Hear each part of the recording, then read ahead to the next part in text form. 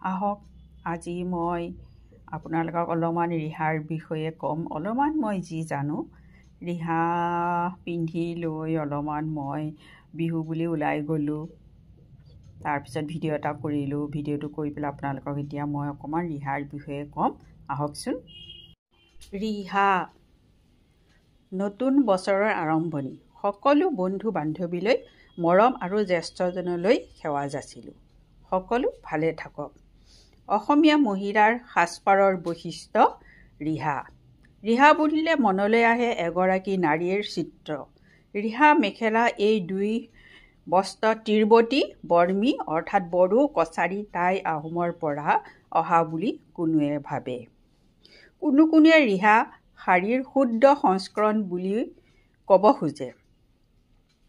ৰিহা অসমীয়া নাৰীৰ পুৰণি বস্ত্ৰ। নাৰীৰ বুকুৰ পৰা কঁকাল টপিনালৈকে ঘূৰাই ঘূৰাই ৰিহা লয়। ৰিহাই কাঁচলি বা স্তনপতাৰ কাম কৰে। নাৰীয়ে ৰিহা লোৱাৰ ভংগিমাৰ ফলত পিঠিখন আচ্ছাদিত হৈ থাকে।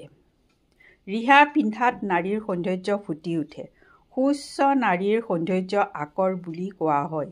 নাৰীৰ দেহত মেৰুৱাই লোৱা এই বস্ত্ৰখনিয়ে নাৰীৰ বক্ষত শোভা দুগুণে বঢ়ায়। সেয়েহে গীতত কোৱা হৈছে এনেদৰে: গাড়ী দিয়া ৰিহাৰ ভাজত পদুমৰ চাক। ফুল বচা অথবা গাড়ী দিয়া ৰিহাৰ ওলমি পৰা এই আঁচলটোৱে শোভা বঢ়ায়। অসমীয়া নাৰীয়ে বিশেষকৈ উৎসৱ অনুষ্ঠানত ৰিহা পিন্ধে। ৰিহাৰ ওপৰত চাদৰ বা চেলেং লোৱা হয়। চাদৰখনে গোটেই দেহটো আৱৰি ৰাখে।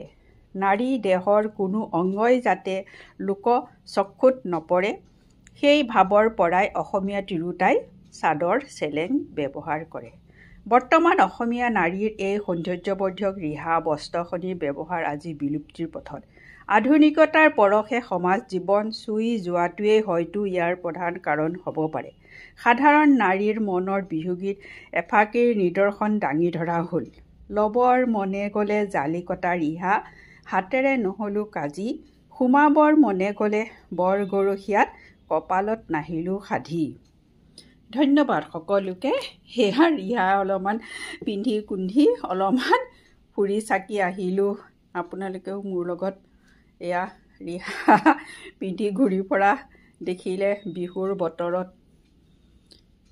সকলোকে ধন্যবাদ। মোৰ লগত এই কথাখিনি মই ৰিহাৰ বিষয়ে অলপমান থুলমূলকৈও জনালোঁ। মোৰ লগত অহাৰ কাৰণে চোৱাৰ কাৰণে সকলোকে ধন্যবাদ। সকলো ভালে থাকক, কুশলে থাকক। ধন্যবাদ।